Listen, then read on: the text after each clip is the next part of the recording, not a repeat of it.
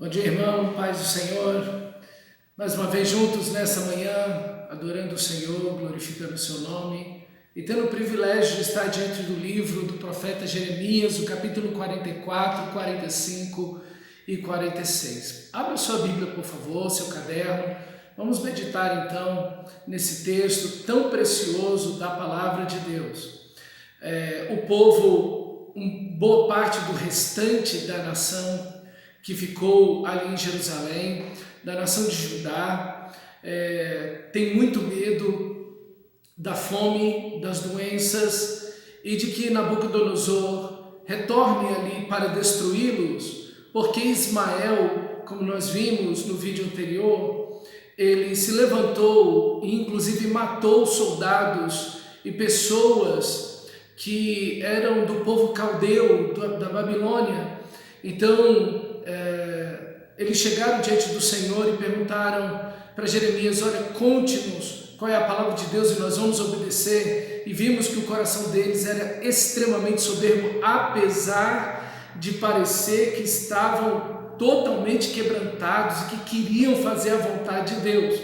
Jeremias passa 10 dias orando e buscando ao Senhor nesse momento tão difícil, decisões tão complicadas.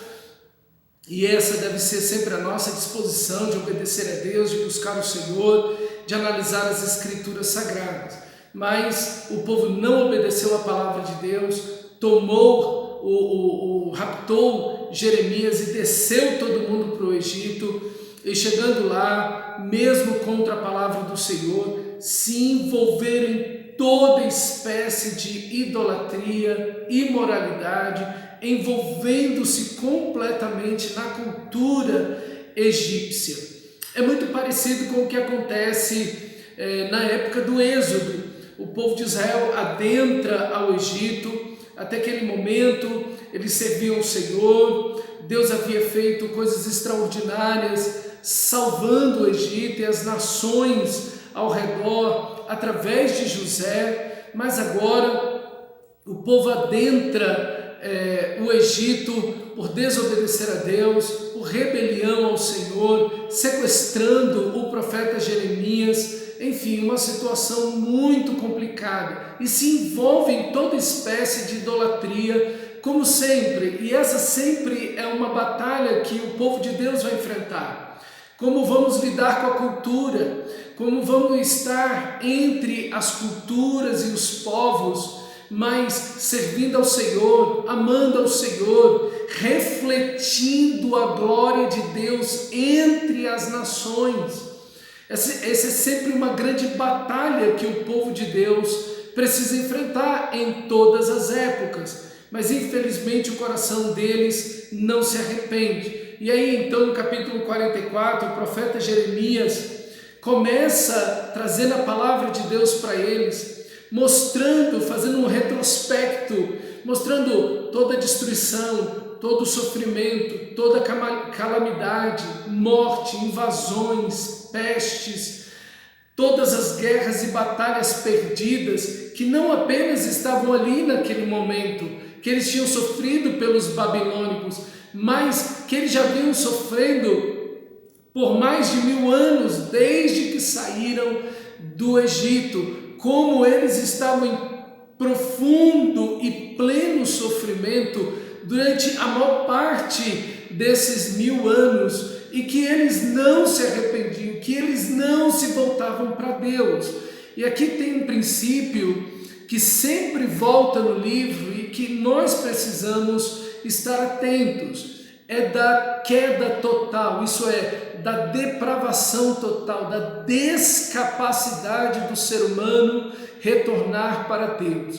Deixa eu dizer mais uma vez, de forma muito clara, o ser humano não se arrepende, ele não volta para Deus, mesmo em grande sofrimento, em doenças, em perigo de morte, não se volta para Deus. É muito parecido o que acontece no livro de Jeremias, por exemplo, com o que nós veremos sobre o milênio. Às vezes nós ficamos olhando aquele texto ali do capítulo 19, 20, do livro de Apocalipse, quando Jesus volta reinando soberano, Satanás é preso e as nações então ficam sob o governo de Deus, e no final de 1000 anos, Satanás é solto e ele vem então e seduz as nações, e todo mundo se volta contra o Senhor. Estão vendo o Senhor? A igreja já está glorificada, a igreja está reinando com Cristo por 1000 anos, diz as Escrituras Sagradas. Nós estaremos lá, todos aqueles que morreram na esperança messiânica do Antigo Testamento, e toda a igreja que, de fato, os eleitos de Deus, que viverem uma vida cheia do Espírito, segundo Deus, estarão lá reinando com Cristo Jesus, o próprio Cristo reinando fisicamente, uma coisa extraordinária, né? A terra toda renovada, os eleitos trabalhando, né, em prol da paz e governando em paz o mundo inteiro, e as nações então se voltarão contra o Senhor. Veja, é mais ou menos a mesma coisa. Nós achamos muitas vezes que alguém vai se converter a Deus porque está sofrendo muito, ou porque está diante da morte. Ou às vezes nós acreditamos que uma pessoa vai se converter a Deus porque Deus se revelou de uma forma tão bonita, tão majestosa, tão bondosa, trazendo bênçãos, curas, libertações e prosperidade. Então às vezes a gente acha isso, não, a pessoa foi curada por Deus, a pessoa houve um agir de Deus. Eu já vi gente que estava na UTI totalmente desacreditada pelos médicos, chamaram a família, despede que vai morrer, e a igreja aqui orando, com fervor, os irmãos se levantando em oração, a pessoa foi liberta, melhorou, restaurou a saúde, saiu da UTI e continua. Essa mesma pessoa voltou para a UTI anos depois, entubado, chama a família, vai morrer, e a igreja orou e Deus pôs a mão e a pessoa não se volta para Deus. A descapacidade total é justamente isso. É quando o ser humano, por causa do pecado, ele morreu espiritualmente, seu espírito morreu. No dia que dessa árvore comer, certamente morreram. No dia, Adão e Eva morreram naquele dia. Naquele dia eles morreram, não fisicamente, mas o espírito morreu. Agora acabou, não há nenhuma ligação com Deus, não há retorno para Deus, eles não têm capacidade de... A única coisa que eles conseguem é afastar-se de Deus, é culpar a Deus, é odiar a Deus, é abandonar a Deus, é viver na religiosidade, é produzir religiões como as mais de 11 mil que existem no mundo, é viver na idolatria, é tornar-se inimigo de Deus, abandonar a Deus e afastar-se de Deus. Não importa o que Deus faça, não importa se Deus abençoa ou se castiga, o ser humano está morto. Por isso, é o Espírito Santo de Deus que convence do pecado, da justiça e do juízo. O ser humano jamais vai se convencer do pecado, da justiça e do juízo no sentido da salvação, se não for pela ação do próprio Deus no coração humano. Isso é a descapacidade, isso é a depravação total, é isso daí.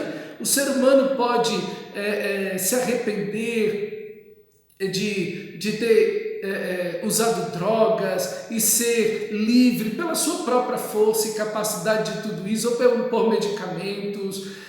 O ser humano pode se arrepender de ter falado e feito várias coisas, mas a salvação, voltar-se para Deus, de fato, é impossível ao ser humano, porque o seu espírito está morto. Por isso é que a Bíblia vai dizer que, como Cristo ressuscitou, assim o nosso espírito que estava morto ressuscitou. Nós, os eleitos de Deus. Então, nesse sentido, é impossível o ser humano voltar-se para Deus. É o que nós estamos vendo aqui e é o que veremos no milênio. apesar de toda mão poderosa de Deus abençoando, Satanás está preso. Ele não está tentando, ele não está causando nenhum mal às pessoas, ele está preso, ele está aprisionado. Apesar de ele não estar enganando ninguém, ele não está tentando ninguém, o pecado existe naquelas nações. A igreja não, a igreja está glorificada, reinando com Cristo. Mas as nações ainda cometem pecado, o ser humano comete pecado, a dureza de coração. Eles estão vendo Cristo em glória, eles estão vendo a igreja glorificada, reinando junto com Cristo, mas mesmo assim não se convertem. Aqui a gente pergunta, mas para que o milênio? Não é? A gente fica perguntando muitas vezes, mas para que o milênio? E uma das questões do milênio, um dos porquês do milênio, responde justamente essa questão, que o ser humano é irrecuperável. Não importam as bênçãos e os favores de Deus, não importa o castigo e a disciplina de Deus, não importa o tamanho do sofrimento, da dor, ou até mesmo diante da morte, o ser humano não se volta sozinho para Deus.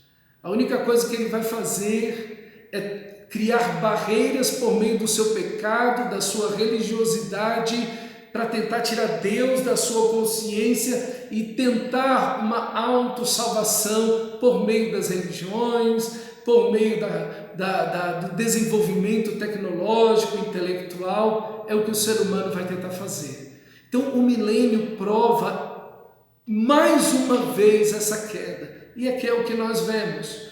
Deus, diante de todo o sofrimento e disciplina, Deus agora abençoa o povo, mas mesmo assim eles não retornam para Deus.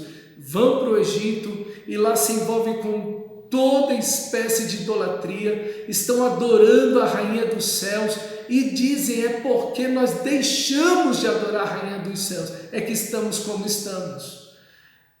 Não há arrependimento, não há retorno a Deus, não há convicção de pecados, não há absolutamente nada. Eles não retornam a Deus. E as mulheres são os principais atores, as principais atrizes aí nesse cenário de idolatria à Rainha dos Céus. Elas fazem bolos nas formas da Rainha do Céu, adoram junto com seus esposos, há toda espécie de imoralidade, de maldade nesses cultos, e Deus então diz que eles vão ser destruídos, todos os de Judá que desceram serão destruídos ali no Egito, e Deus vai enviar Nabucodonosor contra o Egito, como vai dizer o capítulo 46, Deus vai dizer, olha, eu vou trazer para o Egito Nabucodonosor, vou entregar o faraó Neco na mão de Nabucodonosor, ele vai vir para cá, ele vai destruir o Egito, porque o Egito deveria se arrepender igualmente, deveria voltar-se para Deus, sabendo e conhecendo a história de que Deus havia, por mão de Moisés, retirado o povo de Israel do Egito, primeiro por mão de José, abençoado e salvado o Egito, e depois por mão de Moisés castigado. Veja, bênção e disciplina, mas não há arrependimento. A mesma coisa com o povo de Judá, disciplina e bênção e disciplina, e não se arrependem. Veja, a queda, a depravação total está em todo o ser humano, e se tornam incapazes de voltar a Deus. Por isso que a salvação só está em uma pessoa, Jesus Cristo, o nosso Senhor. Somente Ele é a salvação pertence ao Senhor. O ser humano não pode se salvar, ele é inimigo de Deus, ele não volta para Deus, ele não se converte ao Senhor, é Deus que salva o pecador. Então, querido irmão, que você, diante dessa situação, se anime a orar pelas pessoas, porque Deus é que convence do pecado, da justiça e do juízo. Seja como Jeremias, Pregue a palavra de Deus, eu não vejo arrependimento. Pregue a palavra de Deus, continue sendo o profeta de Deus, anunciando a palavra de Deus, chamando ao arrependimento. Por isso que a mensagem central dos profetas, a mensagem central de Jesus, a mensagem central do Evangelho, de Paulo, dos apóstolos, é arrependei-vos. Essa é a mensagem, essa é a mensagem de Deus, esse é o agir do Espírito Santo, operando no pecador, salvando os eleitos de Deus, porque se não houvesse eleição, jamais haveria salvação, jamais haveria salvação. Se não fosse a eleição de Deus, se Deus não houvesse escolhido pecadores por meio da sua graça soberana, jamais algum pecador morto no seu espírito voltaria para o Deus único e verdadeiro. Então, que em tudo isso você seja como o profeta Jeremias, pregue a palavra de Deus. Nós precisamos, em todo tempo, todas as gerações precisam de homens e mulheres cheios do Espírito Santo, a igreja do Deus vivo, pregando o caráter, o amor, a graça, a cruz de Cristo Jesus, do nosso Pai amado, que você seja esse instrumento poderoso de Deus, mas que você olhe o capítulo 45 e veja que Baruque, que é o amanuense de Jeremias, que escrevia as cartas, nós já vimos sobre ele aqui no livro de Jeremias, esse homem tão poderoso de Deus, tão corajoso, uma pessoa de fé, entregando sua vida ao serviço do Senhor, para servir o profeta Jeremias, servindo o Senhor, servindo o profeta Jeremias, esse homem de Deus. E aí Deus traz uma palavra para Baruque. Ele está muito angustiado, seu coração está muito triste, ele está no Egito junto com Jeremias, ele está cansado, ele está muito sofrido, Jeremias junto, e aí então Deus dá uma palavra para ele.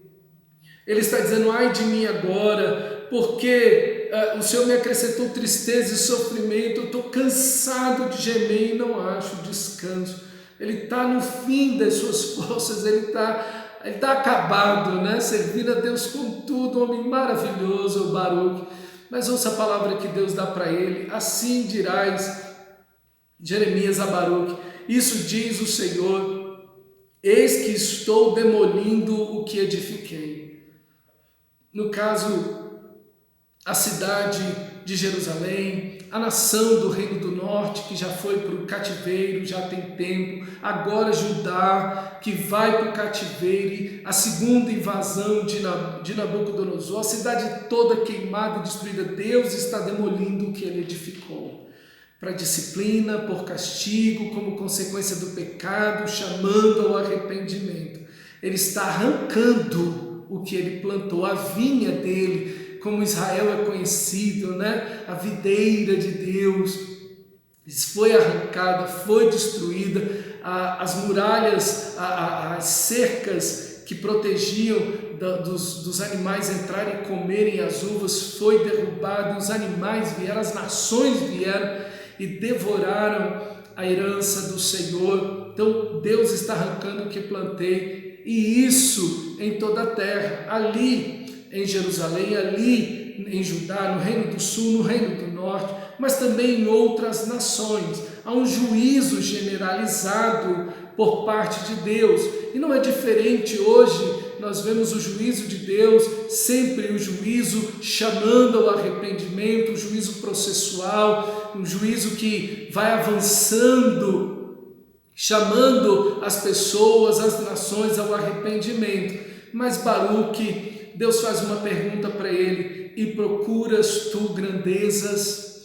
Às vezes nós vemos a igreja assim, como Baruque, procurando grandezas, procurando prosperidade, procurando glória, fama, riquezas, e às vezes nós vemos a igreja envolvida com coisas que ela não deveria estar envolvida, com a teologia da prosperidade, com a psicologia positiva, quando a igreja deveria estar como Jeremias, em profunda e crescente intimidade com Deus, sendo um instrumento da glória de Deus, defendendo o Evangelho, revelando o caráter glorioso de Deus às nações, ao Brasil. E vemos a igreja envolvida muitas vezes em escândalos, em corrupção, em imoralidade, buscando conchavos políticos, tentando de uma ou outra maneira, buscando grandezas. Quantos cristãos não estão assim?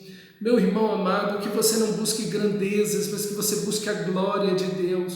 Não existimos, não vivemos, não fomos salvos por Deus para buscarmos grandeza, mas para servir o Senhor, para glorificar o seu nome, para sermos instrumentos do seu grande e eterno amor, para pregar o Evangelho a toda criatura, para sermos instrumentos da graça de Deus. Não foi assim porventura que viveu o nosso Senhor Jesus Cristo, não foi assim porventura que viveram todos os homens de Deus, os apóstolos, os pais da igreja e os homens de Deus, não foram assim que viveram todos os reformadores, que viveu Agostinho, que viveram Wycliffe, todos os homens de Deus, John Hus. Todos eles não viveram porventura segundo a palavra de Deus, numa vida simples, numa vida humilde, sabendo que eram meramente peregrinos e forasteiros aqui.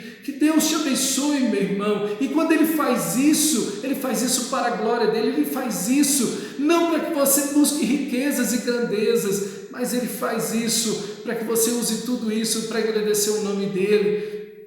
E para que você entenda que todas essas coisas aqui são transitórias, mas que o reino de Deus é um reino eterno. Então não se apegue a essas coisas, não busque grandezas, que seja na sua profissão, que seja no seu trabalho, que seja na sua escola. Entenda as bênçãos que Deus traz para você, as bênçãos que Deus concede a você, as portas que Deus abre para você. Ele as faz, Ele derrama bênçãos sobre você, para que o nome dEle seja conhecido em cada um desses lugares, em cada uma dessas ocasiões, em cada um desses momentos. A glória, o amor, a graça, a cruz de Cristo seja revelado por meio da sua vida em cada uma dessas circunstâncias.